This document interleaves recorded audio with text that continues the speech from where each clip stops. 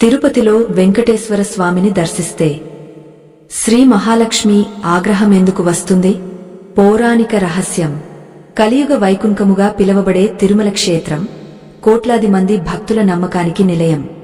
7 కొండలపైన కొలువై ఉన్న ఆ శ్రీనివాసుడిని ఒక్కసారి దర్శించుకుంటే జన్మ ధన్యమవుతుందని, సర్వ పాపాలు తొలగిపోతాయని మనందరి ప్రగాఢ విశ్వాసం. అయితే కొన్ని వేల ఏళ్లుగా ఒక రహస్యం మన పురాణాల్లో నిక్షిప్తమై ఉంది. చాలామంది భక్తులు తిరుమలకు వెళ్తారు, స్వామివారిని దర్శించుకుంటారు, మొక్కులు చెల్లించుకుంటారు. కాని వారి జీవితాల్లో ఆశించిన మార్పు రాదు. ఎందుకు? అక్కడ మనం చేస్తున్న ఒక చిన్న పొరపాటు సాక్షాత్తు ఆ శ్రీ మహాలక్ష్మి ఆగ్రహానికి కారణమవుతోందా? ఈ లోతైన ఆధ్యాత్మిక రహస్యాన్ని తెలుసుకోకపోతే మీరు చేసే తిరుమల యాత్ర అసంపూర్ణమే అవుతుంది. ఇది కేవలం ఒక కథ కాదు, మీ జీవిత గమనాన్ని మార్చే ఒక హెచ్చరిక. పురాణ గ్రంథాలు స్పష్టంగా చెబుతున్న ఒక సత్యాన్ని మనం విస్మరిస్తున్నాం. సాక్షాత్తు ఆ జగన్మాత అనుగ్రహం లేనిదే ఆ వెంకటేశ్వరుడి కరుణా కటాక్షాలు మనపై పరిపూర్ణంగా ప్రసరించవు. భార్యను కాదని భర్త దగ్గరకు వెళ్లడం ఏ ధర్మశాస్త్రం అంగీకరించదు. మరి తిరుమలలో మనం చేస్తున్న ఆ పొరపాటు ఏమిటి? అమ్మవారి ఆగ్రహం ఎందుకు కలుగుతుంది? ఈ రహస్యం తెలుసుకోకుండా మీరు చేసే ప్రదక్షిణలు, ఇచ్చే కానుకలు ఆ పరమాత్ముడికి చేరుతున్నాయా లేదా అనే సందేహం కలగక మానదు. ఒకవేళ మీరు ఈ పౌరాణిక సత్యాన్ని విస్మరిస్తే మీ పుణ్యఫలం మీకు దక్కకుండా పోయే ప్రమాదముందని శాస్త్రాలు హెచ్చరిస్తున్నాయి. వందల ఏళ్లుగా తరం నుండి తరానికి అందుతున్న ఈ నిగూఢార్థాన్ని గ్రహించినప్పుడే మీ తిరుమల యాత్ర సార్థకమవుతుంది. ఈ ప్రయాణంలో మనం తెలుసుకోబోయే విషయాలు మీ హృదయాన్ని కదిలిస్తాయి. ఇది కేవలం భక్తికి సంబంధించిన విషయం మాత్రమే కాదు, కుటుంబ గౌరవానికి, స్త్రీమూర్తికి ఇవ్వవలసిన ప్రాధాన్యతకు సంబంధించిన ఒక గొప్ప జీవన పాణ్యం. ఆ శ్రీనివాసుడు లక్ష్మీదేవిని వదిలి వెంకటాద్రికి ఎందుకు వచ్చాడు? అక్కడ ఆయన పడుతున్న విరహ వేదన ఏమిటి? ఇవన్నీ అర్థం చేసుకున్నప్పుడే మనకు తిరుమల యాత్రలోని అసలైన పరమార్థం బోధపడుతుంది. ఆ దివ్యమైన, గంభీరమైన పురాణగాథలోనికి ఇప్పుడు మనం ప్రవేశిద్దాం. గంగానది తీరంలో కొన్ని వేల ఏళ్ల క్రితం ఒక గొప్ప యాగం జరుగుతోంది. కశ్యప ప్రజాపతి నాయకత్వంలో అనేక మంది మహర్షులు అక్కడ కొలువై ఉన్నారు. హోమ గుండం నుండి వెలువడుతున్న ధూమం ఆకాశాన్ని తాకుతోంది. వేద మంత్రాల ఉచ్చారణతో ఆ ప్రాంతమంతా మారుమ్రోగిపోతోంది. కాని ఆ మహర్షుల మనస్సులో ఒక తీరని సందేహం నెలకొంది. ఈ యాగ ఫలాన్ని ఎవరికి అర్పించాలి? ముక్కోటి దేవతలలో అగ్రతాంబూలం ఎవరికి ఇవ్వాలి? శాంత స్వభావుడు, భక్త సులభుడు అయిన ఆ పరమాత్మ ఎవరు? ఈ ప్రశ్న వారిని తీవ్రంగా ఆలోచింపజేసింది. ఆ సమయంలో అక్కడికి భృగు మహర్షి విచ్చేశారు. ఆయన త్రికాలజ్ఞాని, బ్రహ్మదేవుని మానసపుత్రుడు. మహర్షుల సందేహాన్ని తీర్చడానికి ఆయన ఒక కఠినమైన నిర్ణయం తీసుకున్నారు. త్రిమూర్తులను స్వయంగా పరీక్షించి వారిలో ఎవరు సత్వగుణ సంపన్నులో తేల్చాలని నిశ్చయించుకున్నారు. అహంకారం లేనివాడు, శాంతికి నిలయమైనవాడు మాత్రమే ఈ లోకానికి రక్షకుడు కాగలడని ఆయన భావించారు. ఈ క్రమంలో ఆయన తన ప్రయాణాన్ని మొదలుపెట్టారు. ముందుగా బ్రహ్మలోకానికి వెళ్లారు, ఆ తర్వాత కైలాసానికి వెళ్లారు. కాని ఎక్కడా ఆయనకు తగిన గౌరవం దక్కలేదు. పైగా వారిలోని ఆవేశాన్ని, అశ్రద్ధను ఆయన గమనించారు. చివరిగా ఆయన క్షీరసాగరానికి చేరుకున్నారు. అక్కడ ఆదిశేషుడిపైన పవళించి ఉన్న శ్రీమహావిష్ణువును చూశారు. శ్రీ మహాలక్ష్మి ఆ స్వామి పాద సేవ చేస్తోంది. భృగు మహర్షి రాకను విష్ణుమూర్తి గమనించినట్లుగా నటించారు. అది యోగ నిద్ర కాదు, భృగువును పరీక్షించడానికి స్వామి ఆడిన నాటకం. తన వంటి గొప్ప మహర్షి వస్తే కనీసం పలకరించలేదన్న కోపం భృగువులో కట్టలు తెంచుకుంది. అహంకారం ఆయన కళ్లను కప్పేసింది. ఆలోచనా శక్తిని కోల్పోయిన ఆ మహర్షి సాక్షాత్తు ఆ పరమాత్ముని వక్షస్థలంపై తన కాలితో బలంగా తన్నాడు. ఆ క్షణం క్షీరసాగరం ఒక్కసారిగా ఉలిక్కిపడింది. కాని విష్ణుమూర్తి ఏమాత్రం కోపగించుకోలేదు. పైగా లేచి నిలబడి భృగు మహర్షి పాదాలను పట్టుకుని, మహర్షి, మీ మెత్తని పాదాలకు నా కఠినమైన వక్షస్థలం తగిలి ఎంత నొప్పి కలిగిందో కదా అంటూ ఆయన పాదాలను మర్దనా చేయసాగారు. స్వామిలోని ఆ అనంతమైన ఓర్పును, శాంతాన్ని చూసి భృగు మహర్షి అహంకారం పటాపంచలైంది. త్రిమూర్తులలో విష్ణుమూర్తియే అగ్రగణ్యుడని ఆయన నిర్ధారించుకున్నారు. అయితే ఇక్కడే ఒక విపత్తు సంభవించింది. విష్ణుమూర్తి వక్షస్థలం అంటే అది కేవలం ఒక శరీర భాగం కాదు, అది శ్రీ మహాలక్ష్మి నివసించే చోటు. తన నివాస స్థానమైన స్వామి గుండెపై మరొకరు తన్నడం, దానికి స్వామి వినయంగా క్షమాపణ కోరడం లక్ష్మీదేవికి అస్సలు నచ్చలేదు. ఒక స్త్రీగా తన గౌరవానికి భంగం కలిగిందని ఆమె భావించింది. అపరాధం చేసిన మహర్షిని శిక్షించాల్సింది పోయి ఆయన పాదాలు ఒత్తడం ఏమిటని ఆమె నిలదీసింది. కాని స్వామి చిరునవ్వుతో ఊరుకున్నారు. లోక కళ్యాణం కోసం ఆయన ఆ అవమానాన్ని భరించారు. కాని అలిగిన ఆ తల్లి వైకుంఠాన్ని వదిలి వెళ్లిపోవాలని నిర్ణయించుకుంది. తన భర్త తనను గౌరవించలేదన్న ఆవేదనతో ఆమె భూలోకానికి తరలి వెళ్ళింది. శ్రీ మహాలక్ష్మి లేని వైకుంఠం వెలవెలబోయింది. ఆ తల్లి పాదం కదిలిన క్షణాన ఐశ్వర్యం, శాంతి, శోభ అన్నీ మాయమయ్యాయి. తన ప్రాణపదమైన లక్ష్మి లేని చోట తాను కూడా ఉండలేనని విష్ణుమూర్తి గ్రహించారు. ఆమెను వెతుకుతూ ఆమెను ప్రసన్నం చేసుకోవడం కోసం ఆ పరమాత్మ కూడా భూలోకానికి దిగివచ్చారు. కాలినడకన అడవుల వెంట, కొండల వెంట తిరుగుతూ తన ప్రియురాలి కోసం అన్వేషించసాగారు. ఇదే కలియుగ వెంకటేశ్వర స్వామి అవతారానికి నాంది పలికిన పరమ పవిత్రమైన ఘట్టం. ఈ ప్రయాణంలో స్వామి అనేక కష్టాలను అనుభవించారు. ఆకలి దప్పులకు ఓర్చి ఒక సాధారణ మానవుడిలా వెంకటాద్రి కొండలపై సంచరించారు. అక్కడ ఆయనకు ఒక వరాహమూర్తి పరిచయమయ్యారు. ఆయన అనుమతితో ఆ కొండపై నివాసముండాలని నిర్ణయించుకున్నారు. కాని లక్ష్మీదేవి మాత్రం కొల్లాపూర్ క్షేత్రంలో తపస్సులో నిమగ్నమై ఉంది. ఆమె మనస్సు మారలేదు. ఈ క్రమంలోనే స్వామివారి జీవితంలో పద్మావతి దేవి ప్రవేశం జరుగుతుంది. ఇది కేవలం మరో వివాహం కాదు, ఇది ఒక దివ్యమైన ప్రణాళిక. ఈ రహస్యం తెలియకే భక్తులు తిరుమలలో తప్పులు చేస్తున్నారు. ఆ పచ్చని అడవులలో పక్షుల కిలకిల రావాలు వినబడుతున్నా ఆ స్వామి గుండెల్లో మాత్రం నిశ్శబ్దం రాజ్యమేలుతోంది. జగత్తు మొత్తాన్ని తన గుండెల్లో దాచుకునే ఆ పరమాత్ముడు ఇప్పుడు తన గుండెలోని లక్ష్మిని వెతుక్కుంటూ అల్లాడిపోతున్నాడు. ఆయన వేసుకున్న అడుగులు ఆ నేలను పునీతం చేస్తున్నాయి కాని ఆయన మనస్సు మాత్రం గతంలోని తీపి జ్ఞాపకాలను తలుచుకుంటూ భారంగా మారింది. వైకుంఠంలో బంగారు సింహాసనమీద కూర్చునే ఆ దేవుడు ఇప్పుడు రాళ్ళు రప్పల మధ్య నడుస్తూ తన భార్య కోసం పడుతున్న తపన వర్ణనాతీతం. అది కేవలం ఒక దైవం పడుతున్న వేదన కాదు, ఒక ఆలుమగల మధ్య కలిగిన చిన్న మనస్పర్ధ ఎంతటి విరహానికి దారితీస్తుందో లోకానికి చాటి చెప్పే ఒక గొప్ప ఘట్టం. శేషాచల అడవులలోని ప్రతి చెట్టు, ప్రతి పువ్వు ఆ స్వామి రాకను గమనించి పులకించిపోయాయి. కాని ఆ సృజనకారుడు మాత్రం తన సృష్టిలోని అందాన్ని చూడలేనంతటి ఆవేదనలో ఉన్నాడు. లక్ష్మీదేవి పాదముద్రలు లేని ఆ అడవి ఆయనకు ఎడారిలా అనిపించింది. ఒకానొక సమయంలో ఆయన ఆకలితో అలమటించి ఒక పెద్ద పుట్టలో తలదాచుకున్నారు. లోకానికి అన్నం పెట్టే ఆ అన్నదాత ఇప్పుడు ఒక ఆవు ఇచ్చే పాలు తనపై పడతాయని నిరీక్షించవలసి వచ్చింది. ఒక రాజు మేపుతున్న ఆవులు ఆ పుట్ట దగ్గరకు వచ్చినప్పుడు ఒక కపిల గోవు మాత్రం తన పాలను ఆ పుట్టలోకి ధారగా కార్చేది. ఆ పాలు తాగా శ్రీనివాసుడు తన ఆకలిని తీర్చుకునేవారు. ఈ క్రమంలో ఒకరోజు ఆవు పాలు ఇవ్వడం లేదని గమనించిన పశువుల కాపరి ఆవును అనుసరిస్తూ వెళ్లి పుట్టలో పాలు కార్చడాన్ని చూశాడు. ఆగ్రహంతో అతను గొడ్డలిని ఆ పుట్టపైకి విసిరాడు. తనను నమ్ముకున్న గోవును రక్షించడం కోసం శ్రీనివాసుడు ఆ దెబ్బను తన నుదుటిపై అనుభవించారు.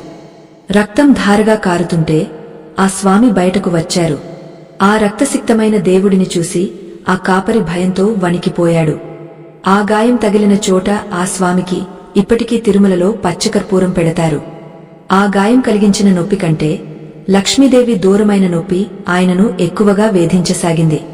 తన గాయానికి చికిత్స కోసం, తన ఆకలి తీర్చుకోవడం కోసం ఆ స్వామి వెతుకులాట ప్రారంభించారు. అప్పుడే ఆయనకు వకులాదేవి ఆశ్రమం కనిపించింది. ఆమె సాక్షాత్తు కృష్ణావతారంలోని యశోదమ్మ పునర్జన్మ అని పురాణాలు చెబుతాయి. ద్వాపర యుగంలో కృష్ణుడి వివాహం చూడలేకపోయానన్న ఆమె కోరికను తీర్చడం కోసమే ఈ అవతారంలో ఆమెను తన తల్లిగా స్వీకరించారు శ్రీనివాసుడు. ఆ తల్లి ప్రేమలో ఆయన తన బాధను కాసేపు మర్చిపోయారు.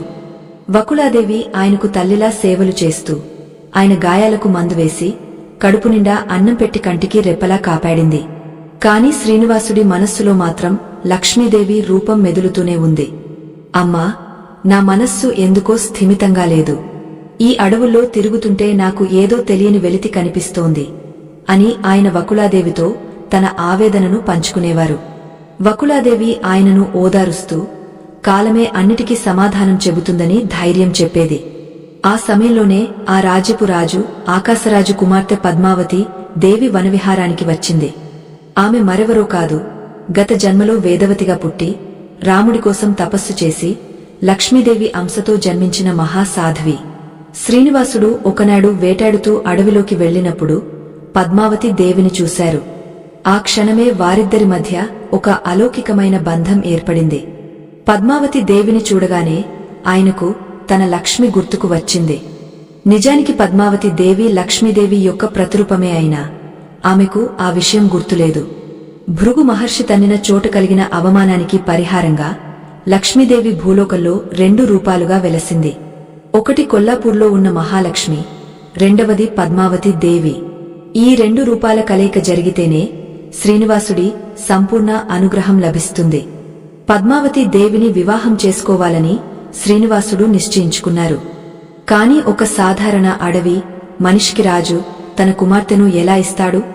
పైగా శ్రీనివాసుడి దగ్గర చిల్లిగవ్వ కూడా లేదు. వైకుంఠానికి అధిపతి అయినప్పటికీ లక్ష్మీదేవి వెళ్లిపోవడంతో ఆయన దరిద్రుడిగా మారిపోయారు. ఐశ్వర్యానికి మూలమైన లక్ష్మి లేనిదే దేవుడైనా సరే కష్టాలు పడక తప్పదని ఈ ఘట్టం మనకు తెలియజేస్తుంది. తన పెళ్లి కోసం ఆయన కుబేరుడి దగ్గర అప్పు తీసుకోవలసి వచ్చింది. అది కూడా సామాన్యమైన అప్పు కాదు, కలియుగం అంతమయ్యే వరకు వడ్డీ చెల్లిస్తూనే ఉండాలన్న కఠినమైన నిబంధనతో కూడిన అప్పు. ఈ వివాహ ప్రయత్నాలు జరుగుతుండగా అక్కడ కొల్లాపూర్లో ఉన్న లక్ష్మీదేవికి ఈ విషయం తెలిసింది. తన భర్త తనను వెతుక్కుంటూ రాకుండా మరొకరిని వివాహం చేసుకుంటున్నాడన్న వార్త ఆమెను మరింత ఆగ్రహానికి గురిచేసింది.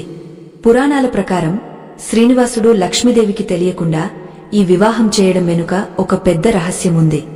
లోకంలో ఉన్న అప్పుల బాధను, కష్టాలను తొలగించడం కోసం ఆయన ఒక త్యాగం చేయవలసి వచ్చింది. కాని అమ్మవారు మాత్రం ఒక సాధారణ గృహిణిలాగే కోపగించుకుంది. ఆ కోపమే ఈరోజు తిరుమలలో భక్తులు ఎదుర్కొంటున్న సమస్యలకు మూలకారణం. మనం తిరుమల వెళ్లినప్పుడు స్వామిని చూసి మురిసిపోతాం కాని ఆయన పక్కన అమ్మవారు లేకపోవడం గమనించారా? తిరుమల గర్భాలయంలో శ్రీనివాసుడు ఒక్కడే ఉంటారు. పద్మావతి దేవి తిరుచానూరులో ఉంటుంది. లక్ష్మీదేవి హృదయంలో ఉంటుంది కాని పక్కన ఉండదు. ఇలా భార్యాభర్తలు విడివిడిగా ఉండటం వెనుక ఉన్న శాపం ఏమిటి?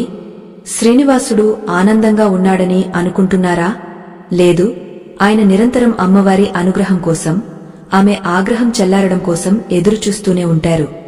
ఈ రహస్యం తెలియని భక్తులు కేవలం స్వామిని మాత్రమే దర్శించుకుని తిరిగి వచ్చేస్తుంటారు. తిరుమల యాత్ర అంటే కేవలం కొండ ఎక్కడం, స్వామిని చూడటం కాదు. ఆ యాత్రలో ఒక క్రమముంది. ఆ క్రమాన్ని తప్పితేనే అమ్మవారి ఆగ్రహం కలుగుతుంది. నా భర్త దగ్గరకు వచ్చి నన్ను పలకరించకుండా వెళ్లిపోతారా అని ఆ తల్లి ప్రశ్నిస్తుంది. ఒక స్త్రీకి తన ఇంట్లో గౌరవం లేనప్పుడు ఆ ఇంటి యజమాని ఎంతటి గొప్పవాడైనా ఆ ఇల్లు కళకళలాడదు. అలాగే తిరుమలలో కూడా లక్ష్మీదేవి ప్రాధాన్యతను గుర్తించని భక్తులకు పూర్తి ఫలితం దక్కదు. శ్రీనివాసుడు లక్ష్మీదేవిని ఎలా ప్రసన్నం చేసుకున్నారు? ఆ వివాహ సమయంలో జరిగిన అద్భుతాలు ఏమిటి?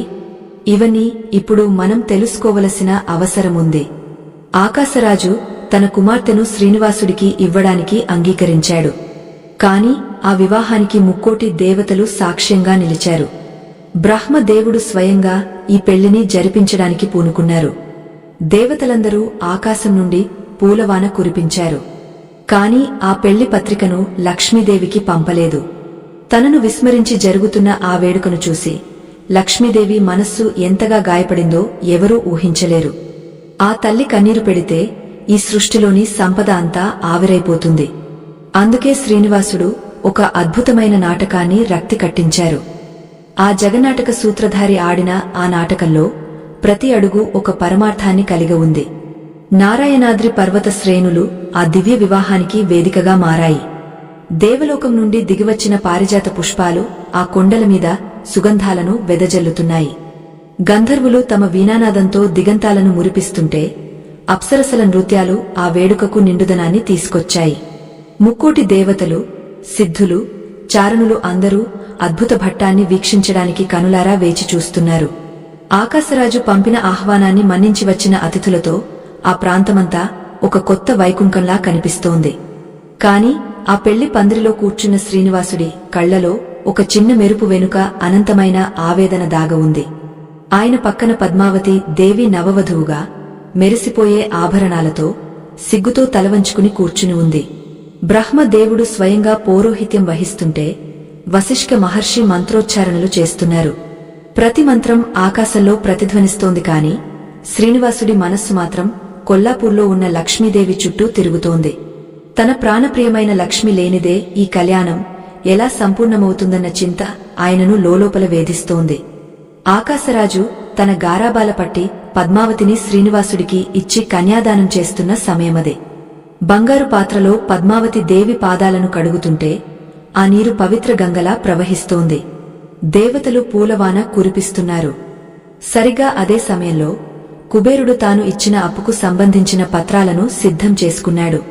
ఈ వివాహం కేవలం రెండు మనసుల కలయిక మాత్రమే కాదు, కలియుగంలో మానవులు అనుభవించే అప్పుల బాధలకు ఒక ప్రతీకగా నిలిచింది.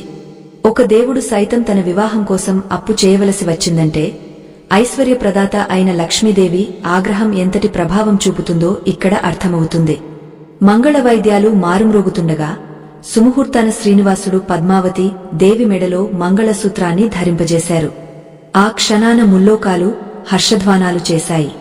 పద్మావతి దేవి శ్రీనివాసుడికి అర్ధాంగిగా మారింది. కాని ఈ సంతోషం వెనుక ఒక పెద్ద తుఫాను దాగ ఉంది. భర్త వేరొకరిని వివాహం చేసుకుంటున్నాడన్న వార్త కొల్లాపూర్లో తపస్సులో ఉన్న మహాలక్ష్మికి చేరడానికి ఎంతో సమయం పట్టలేదు. నారద మహర్షి తన వీణను మీటుకుంటూ ఆ వార్తను తీసుకుని అమ్మవారి దగ్గరకు వెళ్లారు. నారదుడి కళ్లలో ఒక వింతైన మెరుపు ఉంది. ఆయన చేసే ప్రతి పని వెనుకలో ఒక కళ్యాణం ఉంటుందని మనకు తెలుసు. కొల్లాపూర్లోని పద్మవనంలో కూర్చుని ఉన్న అమ్మవారికి ఈ విషయం తెలియగానే ఆమె గుండె ఒక్కసారిగా ఆగపోయినంత పని అయింది. సాక్షాత్తు ఆ శ్రీమహావిష్ణువు తనను విస్మరించి మరొకరిని వివాహం చేసుకోవడమా, అది కూడా తన అనుమతి లేకుండా? ఆ తల్లి కోపం కట్టలు తెంచుకుంది. లక్ష్మీదేవి అంటే కేవలం సంపద మాత్రమే కాదు, ఆమె ఆత్మగౌరవానికి ప్రతిరూపం. ఒక భార్యగా తనను తక్కువ చేశారన్న భావన ఆమెలో తీవ్రమైన ఆగ్రహాన్ని కలిగించింది. ఆ తల్లి కళ్ళు ఎర్రబడ్డాయి. ఆమెలోని శక్తి స్వరూపం మేల్కొంది. ఆమె ఆ క్షణమే నారాయణాద్రి వైపు బయలుదేరింది. ఇక్కడ నారాయణాద్రిలో వివాహ వేడుకలు ముగిసి విందు వినోదాలు జరుగుతున్నాయి. శ్రీనివాసుడు పద్మావతి దేవి ఒకరినొకరు చూసుకుంటూ మురిసిపోతున్నారు. కాని అకస్మాత్తుగా ఆకాశం నల్లగా మారిపోయింది. పిడుగులు పడుతున్నట్లుగా పెద్ద శబ్దాలు వినిపించాయి. ప్రశాంతంగా ఉన్న గాలి ఒక్కసారిగా సుడిగాలిలా మారి పెళ్లి పందిరిని వణికించింది. అక్కడ ఉన్న దేవతలందరూ భయంతో గజగజ వణికిపోయారు. లక్ష్మీదేవి వస్తోందని, ఆమె ఆగ్రహం నుండి ఎవరూ తప్పించుకోలేరని అందరికీ అర్థమైపోయింది. ఆ జగన్మాత అడుగు పెట్టగానే ఆ ప్రాంతమంతా ఒక దివ్యమైన కాంతితో నిండిపోయింది. ఆ తల్లి ఆగ్రహంతో ఊగపోతూ పెళ్లి మండపంలోకి ప్రవేశించింది. ఆమెను చూడగానే శ్రీనివాసుడు సింహాసనం నుండి లేచి నిలబడ్డారు. పద్మావతి దేవి భయంతో స్వామి వెనుక దాక్కుంది. లక్ష్మీదేవి గంభీర స్వరంతో, స్వామీ, ఇది మీరేనా చేస్తోంది? నన్ను వైకుంఠం నుండి పంపివేసి ఇప్పుడు ఇక్కడ మరొకరిని వివాహం చేసుకుని ఆనందంగా ఉంటున్నారా? నన్ను విస్మరించిన మీకు ఈ సృష్టిలో శాంతి ఎలా లభిస్తుంది అని ప్రశ్నించింది. ఆ మాటలకు కొండలు కూడా వణికిపోయాయి. ఆ తల్లి అడుగుపెట్టిన చోట నేల చీలిపోయేలా ఉంది. శ్రీనివాసుడు ఏమీ మాట్లాడలేకపోయారు. ఆయన కళ్లలో నీళ్లు తిరిగాయి. లోకరక్షకుడైన ఆ పరమాత్మ తన భార్య ముందు దోషిలా నిలబడ్డారు. ఇది కేవలం ఒక కుటుంబ కలహం కాదు, ఇది ఒక దివ్యమైన రహస్యానికి పునాది. లక్ష్మీదేవి ఆవేదనలో ఒక న్యాయం ఉంది. తనను తన్నిన మహర్షిని క్షమించి తన వక్షస్థలంపై ఉన్న తన నివాసాన్ని అపవిత్రం చేశారన్న ఆవేదన ఆమెను ఇంకా వేధిస్తూనే ఉంది. ఇప్పుడు ఈ రెండో వివాహం ఆమె కోపాన్ని అగ్నిపర్వతంలా మార్చింది. పద్మావతి దేవి ఎవరో, ఆమె తన అలివేలుమంగలోని ఒక భాగమేనని లక్ష్మీదేవికి తెలుసు. కాని భార్యగా తనకివ్వాల్సిన గౌరవం దక్కలేదన్నదే ఆమె ఆవేదన. ఆ సమయంలో జరిగిన సంభాషణ చాలా గంభీరంగా సాగింది. లక్ష్మీదేవి, పద్మావతి దేవి మధ్య వాదన మొదలైంది. ఒకరు తన హక్కును చాటుకుంటుంటే మరొకరు తన ప్రేమను నిరూపించుకోవడానికి ప్రయత్నిస్తున్నారు. ఈ ఇద్దరు దేవేరుల మధ్య చిక్కుకున్న శ్రీనివాసుడు తన అసక్తతను ప్రకటిస్తూ ఒక వింత నిర్ణయం తీసుకున్నారు. అదే శ్రీనివాసుడిని శిలగా మార్చిన భట్టం. ఈ రహస్యాన్ని మనం సరిగా అర్థం చేసుకుంటేనే తిరుమలలో మనం చేస్తున్న తప్పు ఏమిటో తెలుస్తుంది. అమ్మవారిని దాటి మనం దేవుడిని చేరుకోలేమన్న సత్యాన్ని ఆ రోజు ఆ కొండ సాక్షిగా స్వామి నిరూపించారు. లక్ష్మీదేవి ఆగ్రహం చల్లారలేదు సరే, కాని ఆ తల్లి కరుణ కూడా అంతకు మించినది. తన భర్త పడుతున్న బాధను చూసి ఆమె మనస్సు కరిగింది. అయితే ఒక నిబంధన విధించింది. అదేమిటంటే ఈ కొండపై తాను ఉండనని, తనకంటూ ఒక ప్రత్యేక స్థానముండాలని ఆమె కోరుకుంది. శ్రీనివాసుడు ఆమె కోరికను మన్నించక తప్పలేదు. ఈ విడబాటు వెనుక ఉన్న మర్మం ఏమిటంటే, భక్తులు తిరుమలకు వచ్చినప్పుడు నేరుగా స్వామిని దర్శించుకుంటే అది అహంకారంగా భావించబడుతుంది. అమ్మవారి ద్వారా వెళ్లి స్వామిని దర్శిస్తేనే ఆ యాత్ర ఫలిస్తుంది. కాని నేడు మనం చేస్తున్నది ఏమిటి? తిరుమల కొండపై వెలసిన ఆ స్వామి చుట్టూ ఇప్పుడు ఎన్నో రహస్యాలు ఉన్నాయి. ఆయన ఎందుకు కళ్లకు గంతలు కట్టుకున్నట్లుగా నామాన్ని ధరిస్తారు? ఆయన తన వక్షస్థలంపై లక్ష్మీదేవిని ఎందుకు నిరంతరం ధరిస్తారు? పద్మావతి దేవి ఎందుకు దూరంగా తిరుచానూరులో ఉంది? ఈ ప్రశ్నలకు సమాధానాలు వెతికితే మన భక్తిలోని లోపాలు బయటపడతాయి.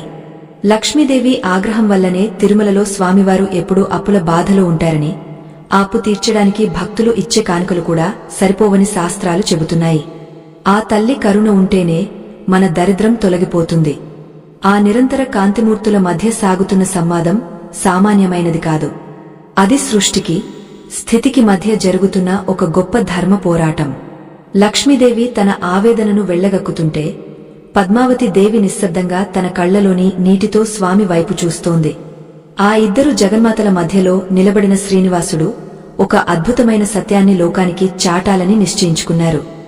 లక్ష్మీ, నీవు నా ప్రాణానివి, పద్మావతి నీవు నా ఆత్మవు. మీ ఇద్దరి మధ్య కలిగిన ఈ వివాదం లోక కళ్యాణానికి దారితీస్తుందని మీకు తెలుసు.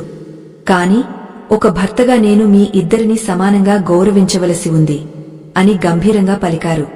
ఆ మాటలు విన్న లక్ష్మీదేవి మనస్సులో ఒక వింతైన మార్పు మొదలైంది. తన భర్త తనను విస్మరించలేదని, కేవలం లోక రక్షణ కోసమే ఈ నాటకాన్ని నడుపుతున్నారని ఆమె గ్రహించింది. అయితే కలియుగ మానవులకు ఒక గొప్ప పాణ్యం నేర్పడం కోసం ఆమె తన ఆగ్రహాన్ని ఒక ఆయుధంగా మార్చుకుంది. స్వామీ, మీరు ఇక్కడ పద్మావతిని వివాహం చేసుకున్నారు. ఆమె ఈ నేలమీద మీ పక్కన ఉంటుంది. కాని నేను మీ వక్షస్థలంపై మాత్రమే ఉంటాను. నా అనుమతి లేనిదే, నా అనుగ్రహం లేనిదే ఏ భక్తుడు మిమ్మల్ని పరిపూర్ణంగా దర్శించుకోలేడు అని శాసించింది. ఆ క్షణమే ఒక అద్భుతం జరిగింది. శ్రీనివాసుడు తన అనంతమైన శక్తిని కేంద్రీకరించి ఒక శిలా రూపంగా మారిపోవాలని నిర్ణయించుకున్నారు. ఆయన శరీరము నుండి ఒక దివ్యమైన తేజస్సు వెలువడింది.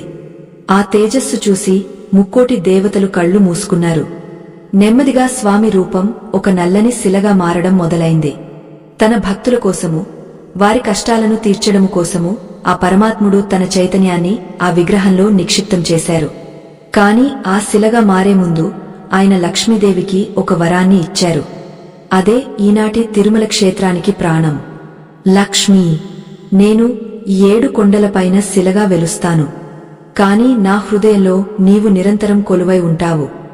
భక్తులు నన్ను చూసినప్పుడు వారి దృష్టి మొదట నా వక్షస్థలంపై ఉన్న నీపైనే పడుతుంది. నీవు లేనిదే నేను లేను. కాని ఒక నియమం మాత్రముంది. ఈ కలియుగంలో ఎవరైతే తిరుమలకు వచ్చి నన్ను దర్శించుకుంటారో వారు అంతకంటే ముందు నీవు వెలసిన క్షేత్రాన్ని దర్శించుకోవాలి. అప్పుడే వారి యాత్ర సంపూర్ణమవుతుంది. ఎవరైనా నిన్ను విస్మరించి నేరుగా నా దగ్గరకు వస్తే వారికి నా అనుగ్రహం లభించదు, సదా నీ ఆగ్రహానికే గురవుతారు అని స్వామి సెలవిచ్చారు. ఈ మాట విన్న తర్వాతే లక్ష్మీదేవి శాంతించింది. ఆమె ఆ స్వామి వక్షస్థలంపై ఒక బంగారు ప్రతిమలా వెలిసింది. అందుకే మనం స్వామివారిని దర్శించుకున్నప్పుడు ఆయన గుండెపై అమ్మవారు బంగారు పతకంలో కనిపిస్తారు. పద్మావతి దేవి మాత్రం స్వామివారి ఆజ్ఞ మేరకు కొండ కింద ఉన్న అలమేలు మంగాపురంలో వెలిసింది. ఆ తల్లి అక్కడ నిత్యం తపస్సు చేస్తూ భక్తుల కోరికలను స్వామికి విన్నవిస్తూ ఉంటుంది. ఈ విభజన వెనుక ఉన్న గూజార్థం ఏమిటంటే, సంపద ఇచ్చే లక్ష్మి ఒకచోట ఉంటే మోక్షాన్ని ఇచ్చే స్వామి మరొక చోట ఉన్నారు. రెండింటినీ పొందాలంటే రెండింటినీ దర్శించాలి. కాని కాలక్రమేణా భక్తులు ఈ రహస్యాన్ని మర్చిపోయారు. కేవలం కొండ ఎక్కడం, స్వామిని చూడటం, హుండీలో కానుకలు వేయడమే భక్తి అని భ్రమపడుతున్నారు. ఆ తల్లిని పలకరించకుండా తండ్రి దగ్గరకు వెళ్లడం ఎంతటి అపరాధమో ఎవరూ ఆలోచించడం లేదు. లక్ష్మీదేవి ఆగ్రహం అంటే ఆమె మనల్ని శపించడం కాదు, మనకు లభించవలసిన ఐశ్వర్యాన్ని నిలిపివేయడం. మనం ఎంత సంపాదించినా చేతిలో నిలవకపోవడం, ఇంట్లో గొడవలు రావడం, మనశ్శాంతి కరువవ్వడం ఇవన్నీ ఆ తల్లి అలకకు సంకేతాలు. వెంకటేశ్వర స్వామివారు తన భార్యకు ఇచ్చిన మాటను ఎప్పుడూ తప్పరు. ఆయన భక్తుల పట్ల ఎంత కరుణ చూపిస్తారో తన అర్ధాంగ పట్ల అంతటి గౌరవాన్ని కలిగి ఉంటారు. తిరుమలలో స్వామికి జరిగే ప్రతి సేవలోనూ అమ్మవారి ప్రస్తావన ఉంటుంది. ఉదయం సుప్రభాత సేవ నుండి రాత్రి పవళింపు సేవ వరకు అమ్మవారి అనుమతితోనే అన్నీ జరుగుతాయి. మరి అటువంటప్పుడు ఒక సామాన్య భక్తుడు అమ్మవారిని నిర్లక్ష్యం చేస్తే ఆ స్వామి ఎలా అంగీకరిస్తారు? ఈ లోతైన ఆధ్యాత్మిక రహస్యం తెలిసిన పెద్దలు అందుకే తిరుచానూరు దర్శనం లేకుండా తిరుమల యాత్ర ముగించవద్దని చెబుతారు.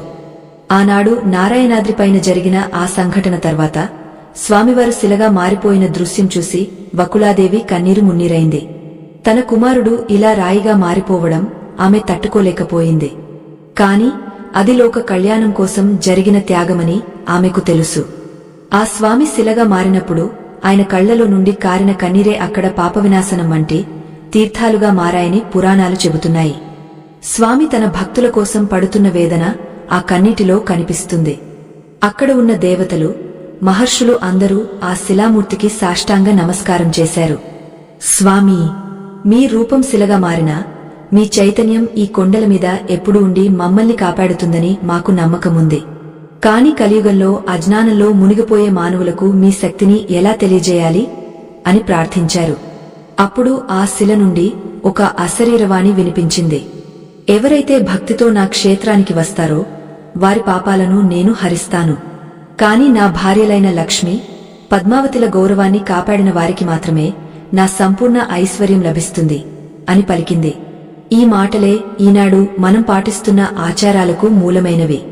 తిరుమలలో స్వామివారు హుండీ పక్కన నిలబడి భక్తులు ఇచ్చే ప్రతి కాసును లెక్కపెట్టుకుంటారు. ఎందుకంటే ఆయన కుబేరుడికి అప్పు తీర్చాలి. ఆ అప్పు తీరాలంటే లక్ష్మీదేవి కటాక్షముండాలి. భక్తులు ఇచ్చే సంపదలో కొంత భాగం అమ్మవారికి కూడా చెందాలి. అందుకే అమ్మవారి దర్శనం అత్యంత అవసరం.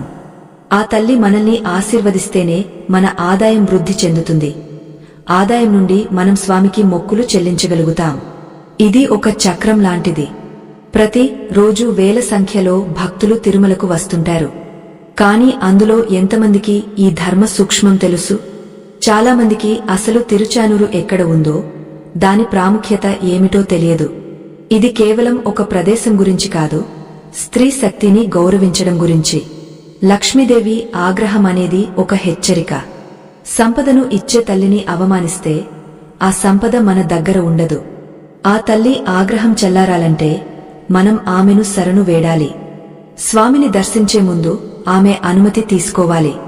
పౌరాణిక రహస్యాల ప్రకారం లక్ష్మీదేవి తిరుమల కొండ మీద వక్షస్థలంలో స్థిరంగా ఉన్నా ఆమె చైతన్యం మాత్రం లోకమంతా వ్యాపించి ఉంటుంది. విశేషంగా ఆమె తిరుచానూరులో పద్మావతిగా వెలసి తన భక్తుల కోసం ఎదురుచూస్తూ ఉంటుంది.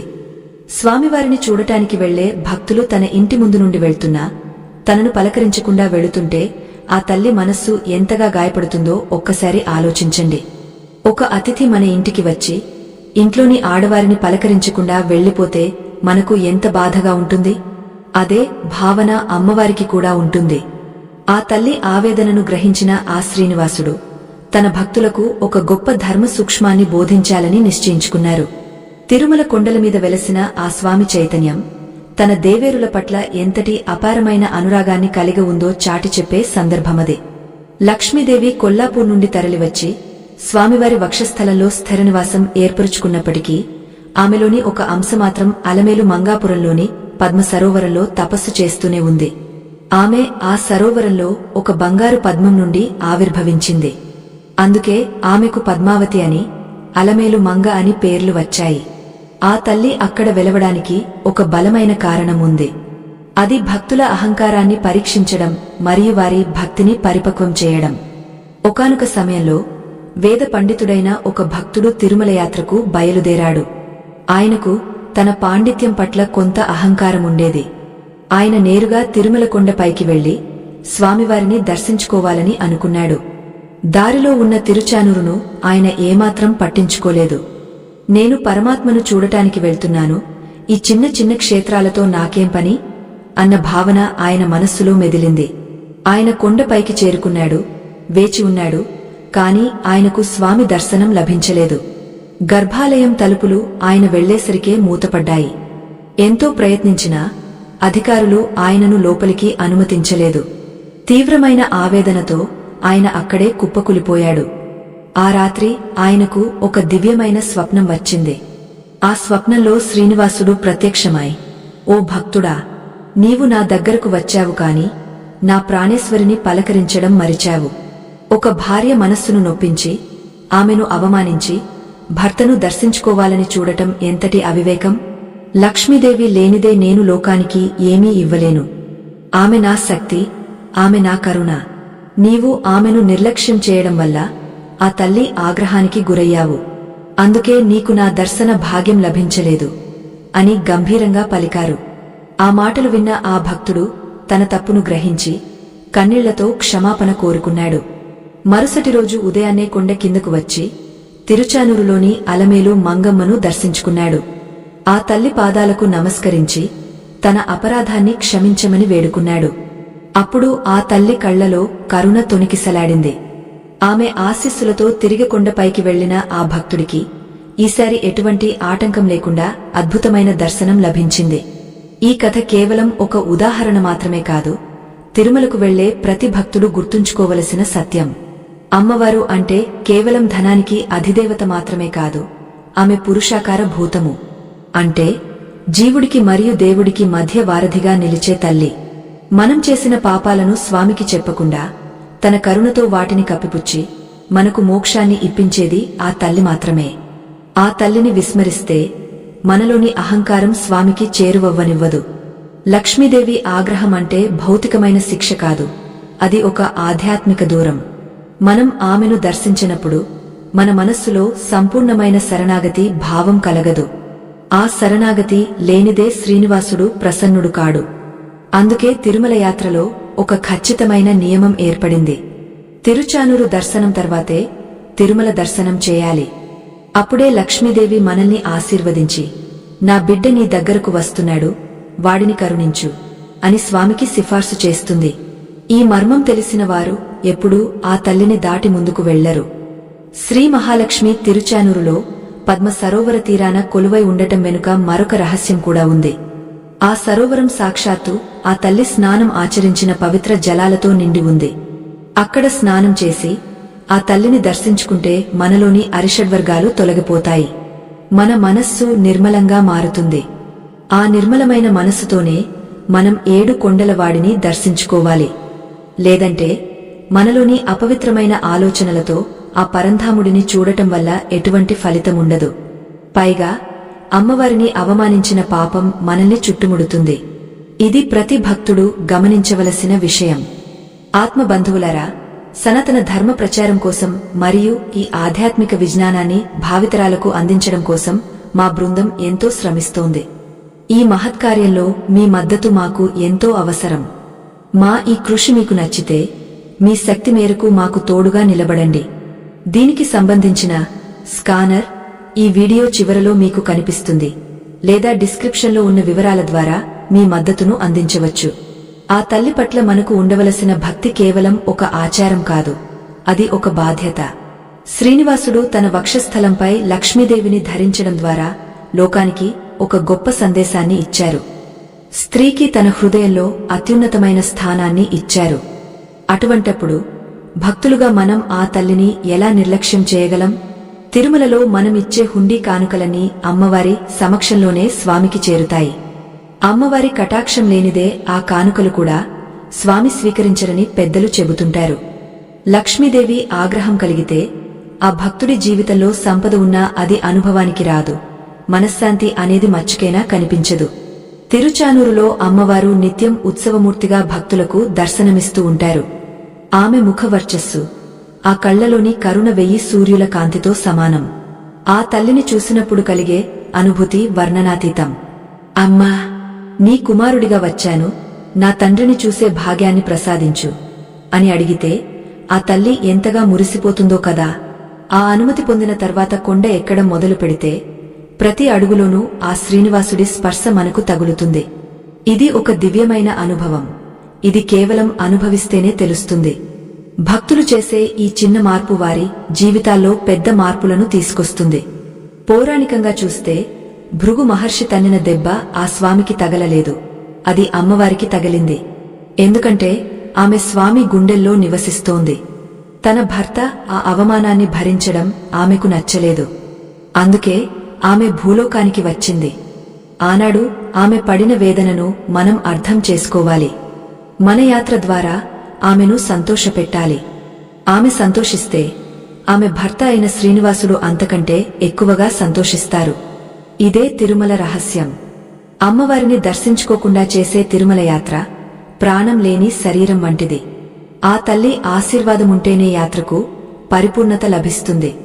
ముక్కోటి దేవతలు కూడా తిరుచానూరులో అమ్మవారిని దర్శించుకున్న తర్వాతే తిరుమలకు వెళ్తారని పురాణాలు చెబుతున్నాయి. దేవేంద్రుడు, బ్రహ్మదేవుడు సైతం ఈ నియమాన్ని పాటిస్తారు. మరి సామాన్య మానవులమైన మనం ఆ నియమాన్ని అతిక్రమిస్తే అమ్మవారికి ఆగ్రహం రాకుండా ఎలా ఉంటుంది? ఆ తల్లి ఆగ్రహం అంటే అగ్నిజ్వాలలు కావు, అది ఒక నిశ్శబ్దమైన తిరస్కారం. మన మొక్కులు చెల్లవు, మన కోరికలు తీరవు.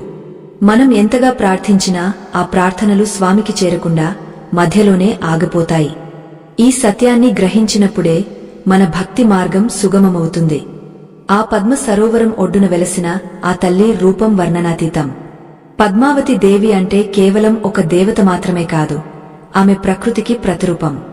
శ్రీనివాసుడు పురుషోత్తముడైతే ఆమె పరాశక్తి. ఈ సృష్టిలో శక్తి లేనిదే శివుడు కూడా ఏమీ చేయలేనట్లే లక్ష్మీదేవి అనుగ్రహం లేనిదే ఆ వెంకటేశ్వరుడు కూడా ఏమీ ఇవ్వలేడు. తిరుచానూరులోని ఆ పవిత్ర తీర్థంలో స్నానం ఆచరించినప్పుడు మన చుట్టూ ఉన్న నెగటివ్ ఎనర్జీ అంతా తొలగిపోతుందని పెద్దలు చెబుతారు. ఆ సరోవరం నుండి వెలువడే దివ్యమైన తరంగాలు మన మనస్సును శుద్ధి చేస్తాయి.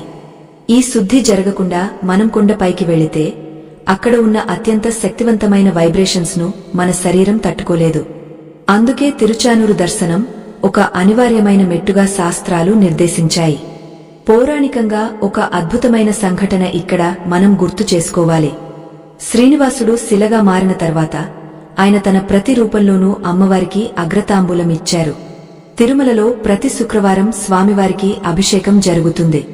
ఆ సమయంలో స్వామివారి వక్షస్థలంపై ఉన్న లక్ష్మీదేవిని కూడా ప్రత్యేకంగా అర్చిస్తారు. స్వామికి అర్పించే ప్రసాదాలలో కూడా అమ్మవారికి ఒక భాగం ఉంటుంది. మరి సాక్షాత్తు ఆ పరమాత్ముడే అమ్మవారిని అంతగా గౌరవిస్తున్నప్పుడు ఒక సామాన్య భక్తుడు అమ్మవారిని నిర్లక్ష్యం చేయడం ఎంతటి అపరాధం?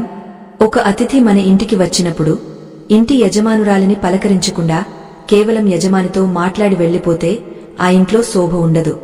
అదే విధంగా తిరుమల యాత్రలో కూడా ఈ మర్యాదను పాటించాలి. లక్ష్మీదేవి ఆగ్రహం అంటే మనం ఏదో భౌతికమైన విపత్తు వస్తుందని అనుకోకూడదు. ఆ తల్లి ఆగ్రహం చాలా సూక్ష్మంగా ఉంటుంది. మనం సంపాదించిన ధనం మనకు సంతోషాన్ని ఇవ్వకపోవడం, అనారోగ్యాల పాలు కావడం, మన పిల్లలు మన మాట వినకపోవడం, ఇవన్నీ కూడా ఆ తల్లి అలకకు సంకేతాలే.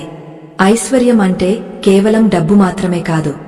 ఆయురారోగ్యాలు, సంతాన ప్రాప్తి, మనశ్శాంతి ఇవన్నీ కలిస్తేనే అది పరిపూర్ణమైన ఐశ్వర్యం. ఈ అష్టైశ్వర్యాలను ప్రసాదించే శక్తి కేవలం ఆ జగన్మాతకు మాత్రమే ఉంది. ఆమెను కాదని మనం వెంకటేశ్వరుడిని ఎన్ని కోట్లు కోరినా ఆయన చిరునవ్వుతో ఊరుకుంటారే తప్ప ఆ కోరికలను నెరవేర్చరు. ఎందుకంటే ఆ బాధ్యతను ఆయన అమ్మవారికే అప్పగించారు. తిరుచానూరులో అమ్మవారు నిత్యం పద్మపీఠం మీద కొలువై ఉంటుంది. ఆమె చేతిలో ఉన్న పద్మం సృష్టికి సంకేతం. ఆ తల్లి కరుణా కటాక్షాలు మనమీద పడినప్పుడు మన జీవితం కూడా ఆ పద్మంలా వికసిస్తుంది. కాని మనం ఆ తల్లిని దర్శించుకోకుండా నేరుగా కొండపైకి వెళ్లినప్పుడు మనం ఒక గొప్ప అవకాశాన్ని కోల్పోతున్నాం. శ్రీనివాసుడు తన భార్యకు ఒక మాట ఇచ్చారు. లక్ష్మీ, ఎవరైతే నిన్ను దర్శించి నా దగ్గరకు వస్తారో వారి పాపాలను నేను లెక్కించను, వారిని నా బిడ్డలుగా స్వీకరించి మోక్షాన్ని ఇస్తాను అని ఆయన ప్రకటించారు. అంటే అమ్మవారి దర్శనం అనేది మనకు ఒక సిఫార్సు లేఖ వంటిది. ఆ లేఖ లేనిదే మనం స్వామివారి దర్బారులో ప్రవేశించినా ఫలితముండదు. చాలామంది భక్తులు సమయం లేదనో లేక దూరం అవుతుందనో తిరుచానూరును దాటి వెళ్లిపోతుంటారు. కాని వారు చేసే ఈ పని వల్ల వారు పొందే పుణ్యం కంటే మూటగట్టుకునే అపరాధం ఎక్కువవుతోంది.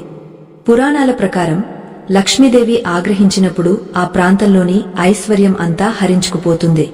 తిరుమల క్షేత్రం అంతటి వైభవంతో విలసిల్లుతోంది అంటే దానికి కారణం అక్కడ అమ్మవారు నిరంతరం కొలువై ఉండటమే. మరి అటువంటి తల్లిని మనం దర్శించుకోకుండా వెళ్లిపోతే ఆమె ఆగ్రహం మన కుటుంబం మీద పడదా? ఖచ్చితంగా పడుతుంది. అది దరిద్ర రూపంలోనో లేక అశాంతి రూపంలోనో మనల్ని వేధిస్తుంది. వెంకటేశ్వర స్వామివారు తన వివాహ సమయంలో కుబేరుడి దగ్గర అప్పు తీసుకున్నారని మనందరికీ తెలుసు. ఆ అప్పు తీరాలంటే భక్తులు ఇచ్చే కానుకలు కావాలి.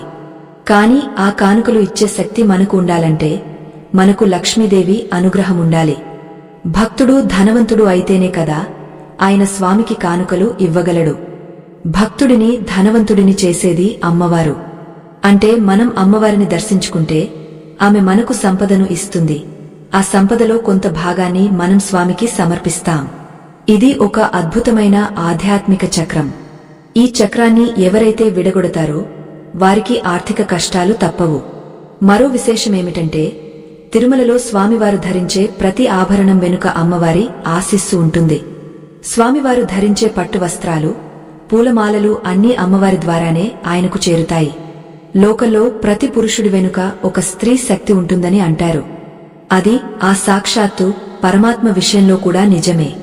లక్ష్మీదేవి లేని శ్రీనివాసుడు కేవలం ఒక శిలా విగ్రహం మాత్రమే. ఆమెతో కూడిన శ్రీనివాసుడు మాత్రమే కోరిన కోర్కెలు తీర్చే కల్పవృక్షం. ఈ నిగుయ్య సత్యాన్ని గ్రహించిన భక్తులు ఎప్పుడూ అమ్మవారిని విస్మరించరు. తిరుచానూరులో ఆ తల్లి చిరునవ్వును చూసిన తర్వాతే కొండపైకి అడుగు పెడతారు. ఆనాడు నారాయణాద్రి పర్వతం మీద లక్ష్మీదేవి తన ఆగ్రహాన్ని వ్యక్తం చేసినప్పుడు ముక్కోటి దేవతలు భయపడిపోయారు. ఆ తల్లిని శాంతింపజేయడానికి వారు ఎన్నో స్తోత్రాలు చేశారు. చివరకు స్వామివారు స్వయంగా ఆమె ముందు మోకరిల్లి ఆమె గొప్పతనాన్ని చాటి చెప్పారు. అప్పటి నుండి అమ్మవారికి ఇచ్చే ప్రాధాన్యత తిరుమల క్షేత్రంలో పెరిగింది. కాని నేటి ఆధునిక కాలంలో భక్తులు ఈ పురాణ నేపథ్యాన్ని మర్చిపోతున్నారు. కేవలం దర్శనం అయిందా లేదా అని చూసుకుంటున్నారు తప్ప ఆ దర్శనం ఏ క్రమంలో జరగాలి అనే విషయాన్ని పట్టించుకోవడం లేదు. ఇది మన ధర్మంలో ఒక లోపంగా మారుతోంది. అమ్మవారి ఆగ్రహం గురించి మరో రహస్యముంది. ఎవరైతే తన భర్తను దర్శించి తనను నిర్లక్ష్యం చేస్తారో వారి వంశంలో స్త్రీలకు గౌరవముండదని, ఆ ఇంట్లో ఆడపిల్లల వివాహాలు ఆలస్యం అవుతాయని కూడా కొన్ని శాస్త్రాలు చెబుతున్నాయి. ఎందుకంటే లక్ష్మీదేవి ప్రతి స్త్రీలోనూ ఉంటుంది. స్త్రీ శక్తిని అవమానించడం అంటే సాక్షాత్తు ఆ మహాలక్ష్మిని అవమానించడమే. తిరుచానూరు దర్శనం ద్వారా మనం స్త్రీ తత్వాన్ని గౌరవిస్తున్నామని ప్రకటించినట్లు అవుతుంది. దీనివల్ల మన ఇంట్లో ఉన్న స్త్రీలు సుఖ సంతోషాలతో ఉంటారు. తద్వారా ఆ ఇల్లు కళకళలాడుతుంది. ఇప్పుడు మనం ఆలోచించవలసిన విషయం ఒకటి ఉంది. మనం తిరుమల వెళ్తున్నది ఎందుకు? మన కష్టాలు తీరాలని, మన కోరికలు నెరవేరాలని. మరి ఆ కోరికలను తీర్చే తాళం చెవి అమ్మవారి దగ్గర ఉన్నప్పుడు ఆ తాళం చెవిని అడగకుండా కేవలం పెట్టె దగ్గరకు వెళితే ఏం లాభం? పెట్టె కనిపిస్తుంది కాని అది తెరుచుకోదు. అందుకే చాలామంది భక్తులు తిరుమల వెళ్లి వచ్చినా వారి జీవితాల్లో మార్పు రాదు. వారు పెట్టెను చూశారు కాని తాళం చెవిని అడగలేదు. ఆ తాళం చెవియే శ్రీ మహాలక్ష్మి అనుగ్రహం. ఆ అనుగ్రహం పొందాలంటే తిరుచానూరు వెళ్లాల్సిందే. ఆ పద్మ సరోవర తీరంలో వీచే చల్లని గాలి కేవలం శరీరాన్నే కాదు, మనసులో ఉన్న మాలిన్యాన్ని కూడా కడిగివేస్తుంది. తిరుచానూరు క్షేత్రంలో అమ్మవారు వెలసిన తీరు వెనుక ఒక గొప్ప రహస్యముంది. ఆమె కేవలం లక్ష్మీదేవి మాత్రమే కాదు, ఆ శ్రీమహావిష్ణువును ఈ భూమిపైకి రప్పించిన పరమేశ్వరి. ఆమె అలిగింది కాబట్టే ఆయన వచ్చారు. ఆమె కోసం ఆయన తపించారు కాబట్టే ఈ క్షేత్రం పుట్టింది. మరి అటువంటి మూలకారణమైన తల్లిని విస్మరించి కేవలం ఫలితం కోసం వెతకడం ఏ విధంగా ధర్మం అవుతుంది? ఒక వృక్షానికి పండ్లు కావాలంటే వేర్లకు నీళ్లు పోయాలి తప్ప కేవలం కొమ్మలను పట్టుకుంటే సరిపోదు. అమ్మవారే ఆ సనాతన ధర్మ వృక్షానికి వేరు వంటిది. ఆ తల్లి అనుగ్రహముంటేనే ఆ ఫలం మనకు దక్కుతుంది. ఈ రహస్యం తెలియని ఎందరో భక్తులు అజ్ఞానంతో చేసే పొరపాటు వల్ల వారి జన్మ జాతకాల్లోని దోషాలు తొలగిపోవడం లేదు. తిరుమలలో స్వామివారు భక్తుల కష్టాలను వింటారు, కాని వాటిని తీర్చే అధికారం మాత్రం అమ్మవారికి అప్పగించారు. ఒక ఇంట్లో తండ్రి సంపాదిస్తే ఆ సంపాదనను జాగ్రత్తగా దాచి పిల్లల అవసరాలకు తగ్గట్లుగా ఖర్చు చేసే బాధ్యత తల్లికి ఉంటుంది. అలాగే శ్రీనివాసుడి వద్ద ఉన్న అనంతమైన ఐశ్వర్యాన్ని భక్తులకు పంచే అధికారిని అలమేలు మంగమ్మ. ఆమె అనుమతి లేకుండా స్వామివారు ఒక్క పైసా కూడా ఎవరికీ ఇవ్వలేరు. ఇది ఆ దైవ దంపతుల మధ్య ఉన్న ఒకానొక ఒప్పందం. ఈ ఒప్పందాన్ని మనం గౌరవించకపోతే మన ప్రార్థనలు నిష్ఫలమవుతాయి. పురాణాల ప్రకారం శ్రీనివాసుడు శిలగా మారినప్పుడు ఆయన తన కళ్లను వెడల్పైన నామంతో కప్పి ఉంచుకున్నారు. దీనికి ఒక లోతైన కారణముంది. ఆయన నేరుగా భక్తుల పాపాలను చూస్తే ఆయనలోని న్యాయమూర్తి మేల్కొని వారిని శిక్షించవలసి వస్తుంది. అందుకే ఆయన కళ్లు మూసుకున్నట్లుగా నామం ధరిస్తారు. కాని ఆయన వక్షస్థలంపై ఉన్న లక్ష్మీదేవి మాత్రం ఎప్పుడూ మేల్కొనే ఉంటుంది. ఆమె భక్తుల వైపు కరుణతో చూస్తుంది. భక్తుడు చేసే ప్రతి చిన్న పుణ్యకార్యాన్ని ఆమె పెద్దదిగా చేసి స్వామికి విన్నవిస్తుంది. స్వామీ, ఈ బిడ్డ ఎంతో భక్తితో వచ్చాడు, వీడి తప్పులను క్షమించి అనుగ్రహించు అని ఆమె సిఫార్సు చేస్తుంది. అమ్మవారి ఈ మధ్యవర్తిత్వాన్ని పురుషాకారము అని మన పెద్దలు పిలుస్తారు. అంటే భక్తుడిని భగవంతుడి దగ్గరకు చేర్చే ఒక దివ్యమైన ప్రక్రియ. మరి ఇంతటి ముఖ్యమైన పాత్ర పోషించే తల్లిని మనం పలకరించకుండా వెళితే ఆమె మనపై ఆగ్రహం వ్యక్తం చేయడంలో ఆశ్చర్యం లేదు. ఆగ్రహం శాపం రూపంలో ఉండదు, కాని ఒక నిశ్శబ్దమైన తిరస్కారంలా ఉంటుంది. నా భర్త దగ్గరకు వచ్చి నన్ను విస్మరించిన నీవు నా కరుణకు ఎలా పాత్రుడవుతావు అని ఆమె మౌనంగా ప్రశ్నిస్తుంది. ఆ మౌనమే మన జీవితాల్లో ప్రతిబంధకంగా మారుతుంది. మనం ఎన్ని పూజలు చేసినా, ఎంతగా దానధర్మాలు చేసినా ఆశించిన ఫలితం రాకపోవడానికి ఇదే ప్రధాన కారణం. ఒకప్పుడు ఒక రాజు తన అపారమైన సంపదను తీసుకుని తిరుమలకు వెళ్లాడు. ఆయన హుండీలో నిలువు దోపిడీ ఇచ్చాడు. కాని ఆయన తిరిగి వచ్చేసరికి ఆయన రాజ్యం శత్రువుల పాలైపోయింది. ఆయనకు ఏమీ అర్థం కాలేదు. స్వామీ, నేను నీకు అంత సంపద ఇస్తే నాకు ఈ గతి పట్టించావా అని వాపోయాడు.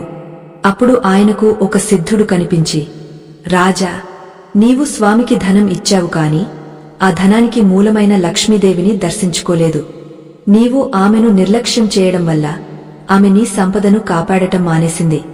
లక్ష్మి లేని చోట సంపద నిలవదు అని బోధించాడు. అప్పుడు ఆ రాజు తన తప్పును తెలుసుకుని తిరుచానూరు వెళ్లి అమ్మవారిని శరణు వేడాడు. శ్రీ మహాలక్ష్మికి ఆగ్రహం కలిగినప్పుడు ఆమె మన కళ్లకు కనిపించదు కాని మన ఆదాయ మార్గాలను మూసివేస్తుంది.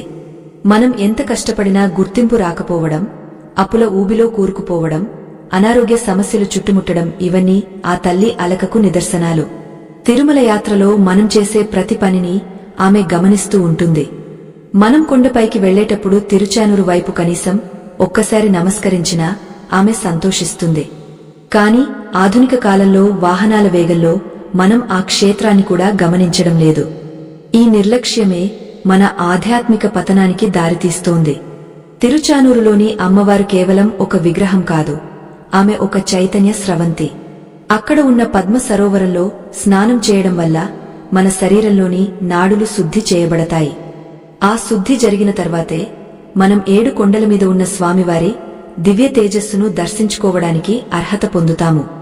అమ్మవారిని దర్శించుకోకుండా స్వామిని చూడటమంటే ముఖం కడుక్కోకుండా అద్దంలో చూసుకోవడం వంటిది.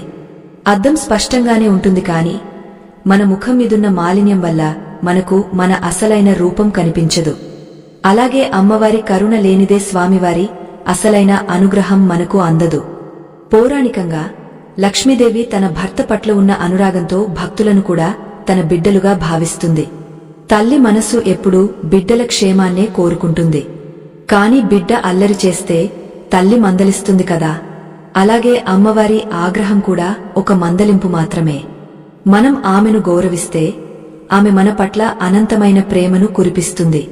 తిరుమలలో స్వామికి సమర్పించే వడ ప్రసాదం కాని, లడ్డు ప్రసాదం కాని అమ్మవారి అనుగ్రహం లేనిదే మన నోటి దాకా రావు.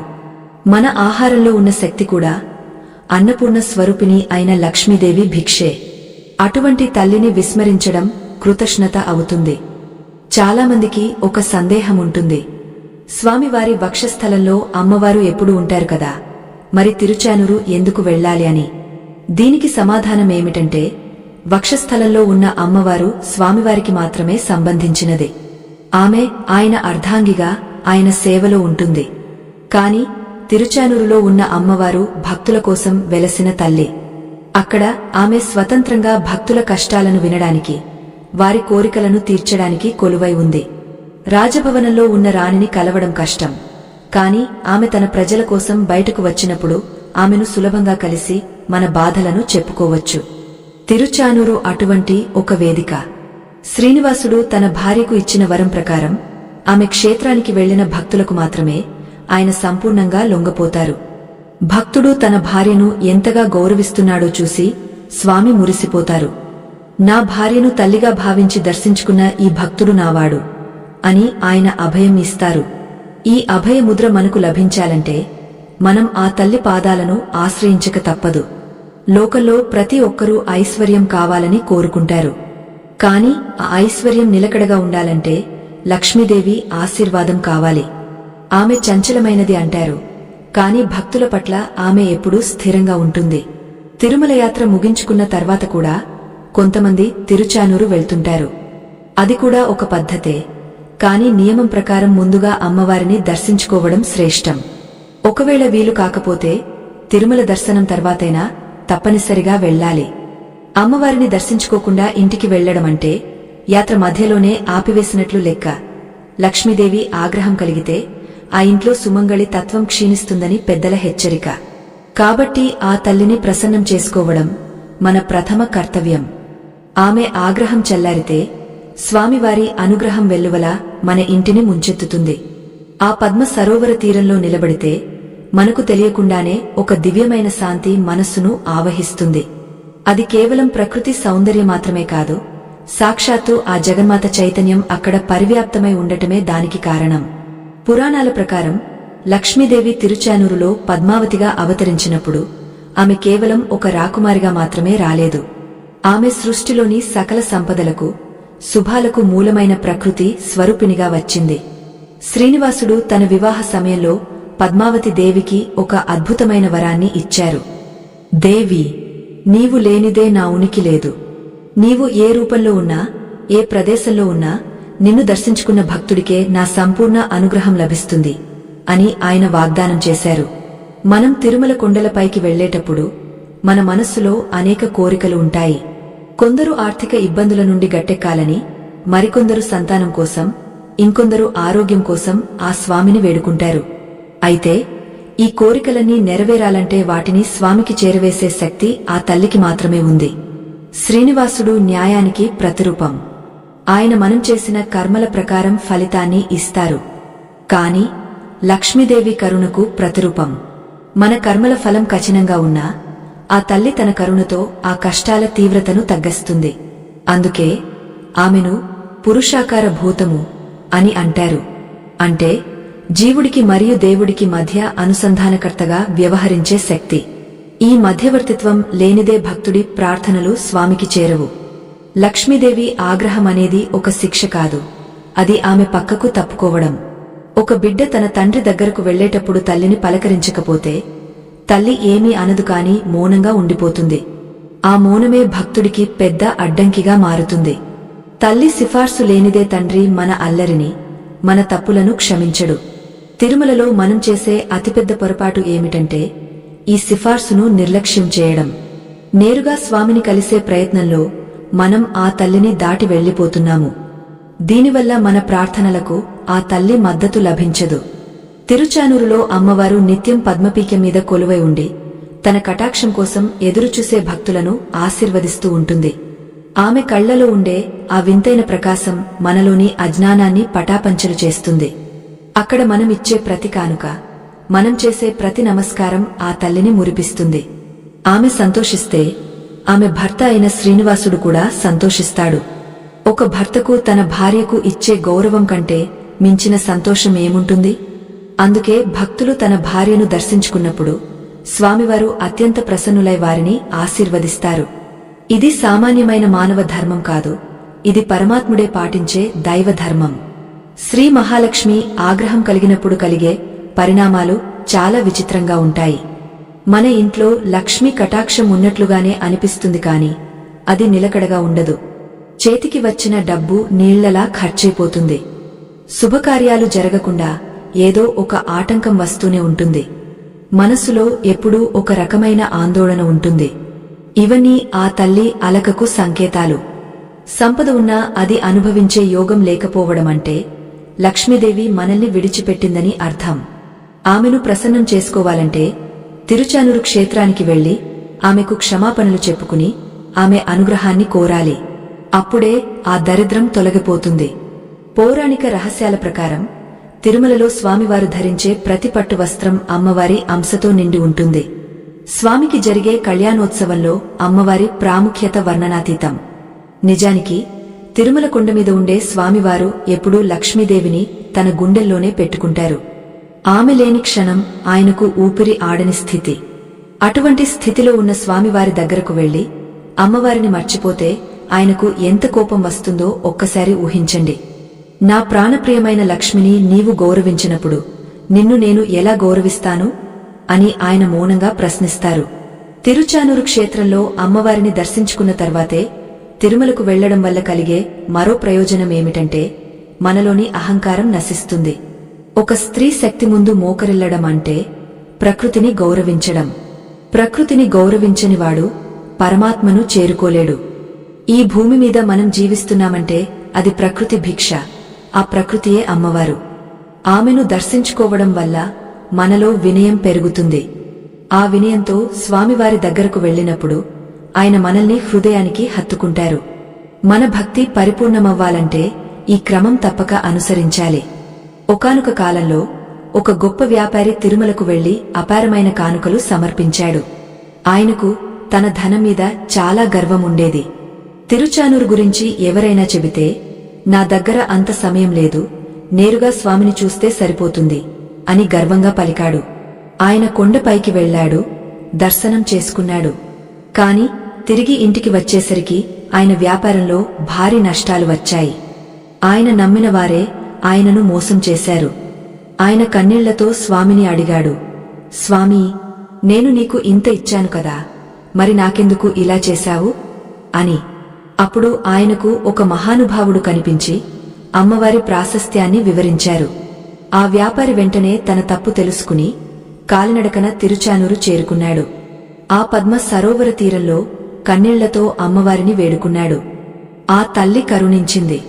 ఆమె ఆగ్రహం చల్లారగానే పోయిన సంపద తిరిగి రావడమే కాకుండా ఆయనకు మనశ్శాంతి లభించింది. ఈ కథ మనకు నేర్పే పాఠం ఒక్కటే: దేవుడిని దర్శించుకోవడం ఎంత ముఖ్యమో ఆ దేవుడికి అత్యంత ప్రియమైన వారిని గౌరవించడం కూడా అంతే ముఖ్యం. లక్ష్మీదేవి అంటే కేవలం బంగారం, నగలు కాదు. ఆమె మన ఇంట్లోని ప్రశాంతత, మన పిల్లల భవిష్యత్తు, మన వంశ గౌరవం. తిరుమల యాత్ర అనేది ఒక పవిత్రమైన ప్రయాణం. ఆ ప్రయాణంలో మనం చేసే ప్రతి పొరపాటు మన పుణ్యఫలాన్ని తగ్గిస్తుంది.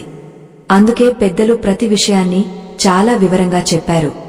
ముందుగా అమ్మవారిని చూడు, ఆమె ఆశీర్వాదం తీసుకో, ఆ తర్వాత స్వామిని దర్శించుకో అని పదే పదే చెబుతుంటారు. లక్ష్మీదేవి ఆగ్రహం అనేది మనకు ఒక హెచ్చరిక. అది మనల్ని సరైన మార్గంలో పెట్టడానికి ఆమె చేసే ఒక ప్రయత్నం. ఆ తల్లి ఎప్పుడూ తన బిడ్డల చెడును కోరుకోదు. కాని మనం తప్పు చేసినప్పుడు సరిదిద్దవలసిన బాధ్యత తల్లిగా ఆమె మీద ఉంటుంది. తిరుచానూరులో అమ్మవారి దర్శనం చేసుకున్నప్పుడు ఆమెకు పసుపు, కుంకుమలు సమర్పించడం అత్యంత పుణ్యప్రదం.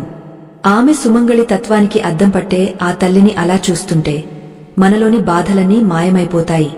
ఆమె అనుమతి తీసుకున్న తర్వాతే మన కొండ ప్రయాణం మొదలవ్వాలి. అప్పుడు ఆ కొండ ఎక్కడం మనకు భారం అనిపించదు. ప్రతి మెట్టులోనూ ఆ స్వామి నామం వినిపిస్తుంది. అమ్మవారి కరుణ ఉన్న చోట అపజయాలు ఉండవు.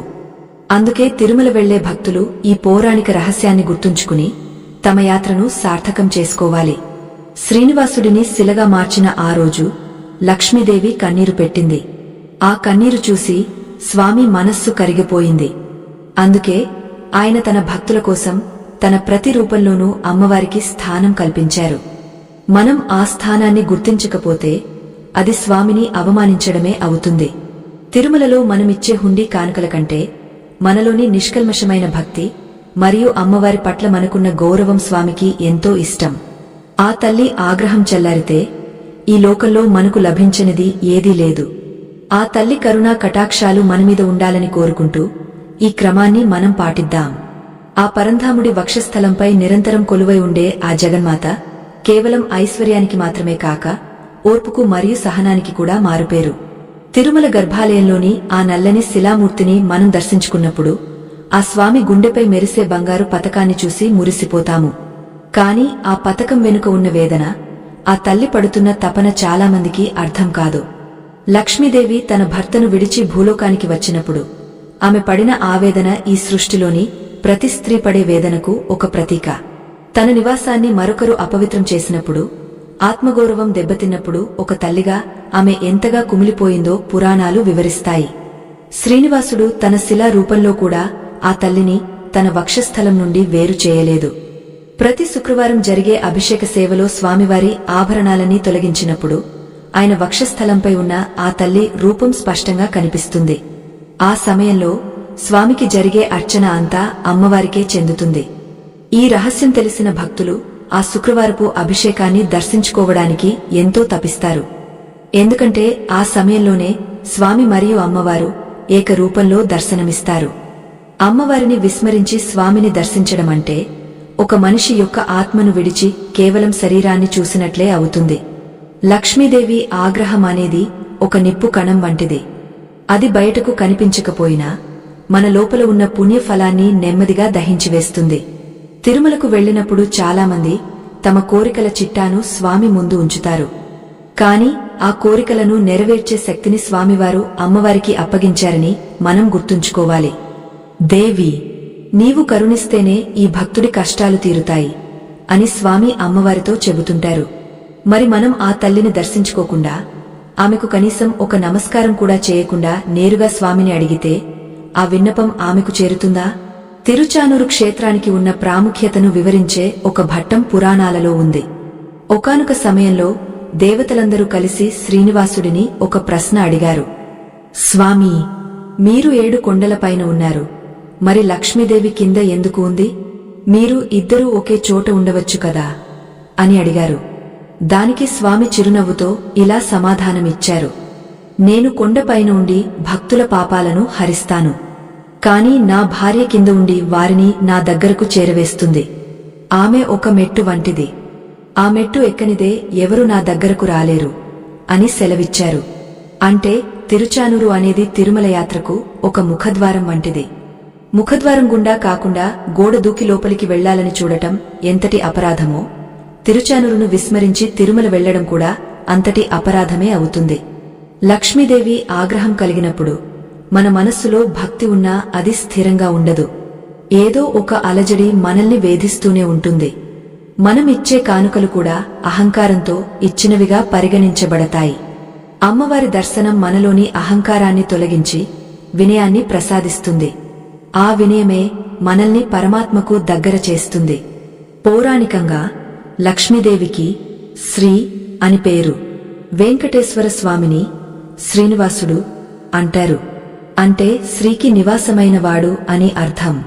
పేరులోనే అమ్మవారిని కలిగిన ఆ స్వామి తన భక్తులు కూడా తన భార్యను అంతే గౌరవించాలని కోరుకుంటారు. ఒక భర్త తన భార్యకు ఇచ్చే అత్యున్నతమైన గౌరవం ఏమిటంటే తన వద్దకు వచ్చేవారు ముందుగా ఆమెను పలకరించడం. ఈ మర్యాదను పాటించిన భక్తులకు స్వామివారు ఎప్పుడూ రుణపడి ఉంటారు. వారి యోగక్షేమాలను ఆయనే స్వయంగా చూసుకుంటారు. తిరుచానూరులో అమ్మవారు పద్మ సరోవరంలో వెలవడానికి ఒక కారణముంది. ఆ నీరు పవిత్రమైనది. ఆ నీటిలో అమ్మవారి కరుణారసం నిండి ఉంటుంది. అక్కడ స్నానం చేయడం వల్ల మన జన్మ జన్మల పాపాలు తొలగిపోతాయి. పాపాలు తొలగిన మనస్సుతోనే మనం స్వామిని దర్శించాలి. లేదంటే మనం చేసే దర్శనం కేవలం ఒక విగ్రహాన్ని చూడటమే అవుతుంది తప్ప ఆ దైవత్వాన్ని అనుభవించడం అవ్వదు. అందుకే తిరుచానూరు దర్శనం అనేది ఒక ఆధ్యాత్మిక ప్రక్రియలో అత్యంత కీలకమైన భాగం. దీన్ని నిర్లక్ష్యం చేయడం అంటే మన ఆధ్యాత్మిక ఎదుగుదలను మనమే అడ్డుకోవడం. మరో విశేషమేమిటంటే తిరుమలలో స్వామివారికి జరిగే ప్రతి నైవేద్యంలోనూ అమ్మవారికి ఒక భాగం ఉంటుంది. స్వామివారు ఆరగింపు చేసే ముందు అమ్మవారి అనుమతి తీసుకుంటారని అర్చకులు చెబుతుంటారు. జగత్తుకే తల్లి అయిన ఆ అమ్మవారు తన బిడ్డలకు అన్నం పెడుతుంటే తండ్రి అయిన స్వామివారు దాన్ని ఆరగస్తారు. మరి అటువంటి అన్నపూర్ణ స్వరూపిణిని మనం పలకరించకుండా వెళితే మనకు లభించే ప్రసాదం కూడా సంపూర్ణమైన ఫలితాన్ని ఇవ్వదు. ప్రసాదం అంటే కేవలం ఆహారం కాదు, అది దైవ ప్రసాదం. ఆ ప్రసాదం మన శరీరంలోకి వెళ్ళినప్పుడు మన ఆలోచనలు కూడా పవిత్రం అవ్వాలి. చాలామంది భక్తులు తిరుమల యాత్రలో ఎన్నో నియమాలు పాటిస్తారు. ఉపవాసముంటారు, కాలినడకన కొండ ఎక్కుతారు, తలనీలాలు సమర్పిస్తారు. ఇవన్నీ మంచివే. కాని ఇవన్నీ చేసినా అమ్మవారి దర్శనం లేకపోతే ఆ యాత్రలో ఒక వెలితి ఉండిపోతుంది. లక్ష్మీదేవి ఆగ్రహం అనేది మనం చేసే ఈ పుణ్యకార్యాల ఫలితాన్ని మనకు అందకుండా చేస్తుంది. అది ఒక మేఘంలాగా సూర్యకాంతిని అడ్డుకుంటుంది. ఆ మేఘం తొలగిపోవాలంటే మనం అమ్మవారి శరణు వేడాలి. ఆమె మనల్ని కరుణించి తన చెరుగు చాటున దాచుకున్నప్పుడు ఏ గ్రహ దోషాలు కాని ఏ కర్మఫలాలు కాని మనల్ని బాధించవు. శ్రీనివాసుడు తన వక్షస్థలంపై ఉన్న లక్ష్మీదేవిని నిరంతరం స్పృశిస్తూ ఉంటారు. అంటే ఆయన ధ్యానం అంతా ఆ తల్లి మీదనే ఉంటుంది. అటువంటి ఏకాగ్రతతో ఉన్న స్వామిని మనం కలవాలంటే ఆయన ధ్యానానికి భంగం కలగకూడదు. మనం అమ్మవారి ద్వారా వెళితే ఆమె స్వయంగా స్వామిని మన వైపు తిప్పుతుంది. స్వామీ, ఈ భక్తుడు నన్ను దర్శించుకుని వచ్చాడు, వీడిమీద నీ కరుణ చూపించు అని ఆమె అడిగినప్పుడు స్వామివారు కాదనలేరు. ఇది ఒక అద్భుతమైన దైవ రహస్యం. ఈ రహస్యాన్ని గ్రహించిన వారు ఎప్పుడూ పొరపాటు చేయరు. తిరుచానూరులో అమ్మవారి కళ్లలో ఒక వింతైన మెరుపు ఉంటుంది. ఆ మెరుపు మనలోని చీకటిని తరిమివేస్తుంది. ఆమె చిరునవ్వు మనకు కొండంత ధైర్యాన్ని ఇస్తుంది. ఆ తల్లిని దర్శించుకున్న భక్తుడు తిరుమల కొండ ఎక్కేటప్పుడు ఆయాసపడడు. ఎందుకంటే ఆ తల్లి తన బిడ్డను చేయి పట్టుకుని నడిపిస్తుంది. లక్ష్మీదేవి ఆగ్రహం చల్లారిన చోట శాంతి వెల్లివిరుస్తుంది. మన ఇంట్లో లక్ష్మీ కటాక్షముండాలంటే మనం ఆ తల్లిని గౌరవించడం నేర్చుకోవాలి. అది కేవలం పూజలతోనే కాదు, మన ప్రవర్తనతో, మన వినయంతో సాధ్యమవుతుంది. ఈ కథా ప్రయాణంలో మనం చివరి అంకానికి చేరుకున్నాము. లక్ష్మీదేవి ఆగ్రహం ఎందుకు వస్తుందో, దానివల్ల కలిగే నష్టాలు ఏమిటో మనం తెలుసుకున్నాము. అలాగే ఆ తల్లిని ఎలా ప్రసన్నం చేసుకోవాలో, తిరుమల యాత్ర సంపూర్ణమవ్వాలంటే మనం చేయవలసిన పనులు ఏమిటో కూడా గ్రహించాము. అయితే ఇక్కడ ఒక అత్యంత కీలకమైన పరమార్థాన్ని మనం తెలుసుకోవలసి ఉంది. అది మన జీవితాలనే మార్చివేసే అసలైన సత్యం. ఆ సత్యాన్ని గ్రహించినప్పుడే మన భక్తి మార్గం సంపూర్ణమవుతుంది. ఆ ముగింపు ఘట్టం మనల్ని ఒక కొత్త ఆధ్యాత్మిక లోకానికి తీసుకువెళుతుంది. ఆ పద్మ సరోవర తీరంలో జలపాతాల హోరు, ఆ పైన 7 కొండల నిశ్శబ్దం మనకు ఒక గొప్ప జీవన సత్యాన్ని బోధిస్తాయి. శ్రీనివాసుడు తన శిలా రూపంలో నిక్షిప్తమై ఉండటం వెనుక ఉన్న అసలు ఉద్దేశ్యం కలియుగ మానవుడికి భరోసా ఇవ్వడమే. కాని ఆ భరోసా పరిపూర్ణం అవ్వాలంటే మన మనస్సులో ఆ తల్లి పట్ల అపారమైన గౌరవం ఉండాలి. చాలామంది భక్తులు తిరుమలకు వెళ్లి మొక్కులు తీర్చుకుంటారు. కాని వారి గుండెల్లో మాత్రం స్వార్థం రాజ్యమేలుతుంటుంది. ఆ స్వార్థాన్ని తొలగించే శక్తి కేవలం మహాలక్ష్మికే ఉంది. లక్ష్మీదేవి ఆగ్రహమంటే ఏమిటో మనం లోతుగా ఆలోచిస్తే అది కేవలం ధన నష్టం మాత్రమే కాదు, మన విచక్షణాజ్ఞానాన్ని కోల్పోవడం కూడా ఒక రకమైన దారిద్ర్యమే. మనకు ఎంత సంపద ఉన్నా దాన్ని మంచి కార్యాలకు ఉపయోగించలేకపోవడం ఆ తల్లి ఆగ్రహానికి నిదర్శనం. ఆ తల్లి మనల్ని కరుణించినప్పుడు మాత్రమే మన సంపదకు ఒక అర్థం, పరమార్థం లభిస్తాయి. తిరుచానూరులో ఆ తల్లిని దర్శించుకున్నప్పుడు ఆమె మనకు ఇచ్చే గొప్ప వరం సద్బుద్ధి. ఆ సద్బుద్ధి ఉంటేనే మనం శ్రీనివాసుడిని సరిగా అర్థం చేసుకోగలం. పురాణాల అంతరార్థం ప్రకారం శ్రీనివాసుడు మరియు మహాలక్ష్మి వేరు కాదు. వారు ఒకే నాణేనికి ఉన్న 2 పార్శ్వాల వంటివారు. ఒకరు శక్తి అయితే మరొకరు శక్తిమంతుడు. శక్తి లేని శక్తిమంతుడు ఏమీ చేయలేడు, శక్తిమంతుడు లేని శక్తికి ఉనికి ఉండదు. ఈ అద్వైత సత్యాన్ని మనం గ్రహించినప్పుడే మన తిరుమల యాత్ర సంపూర్ణమవుతుంది. తిరుచానూరులోని అమ్మవారి కళ్లలో ఉండే ఆ కరుణ, తిరుమలలోని స్వామివారి ముఖంలో ఉండే ఆ గాంభీర్యం రెండూ మన జీవితాన్ని నడిపించే చక్రాలు. భక్తులారా, మనం తిరుమల క్షేత్రానికి వెళ్లినప్పుడు ఆచరించవలసిన ప్రధాన నియమం ఒక్కటే. మనలోని అహాన్ని ఆ 7 కొండల కిందే వదిలివేయాలి.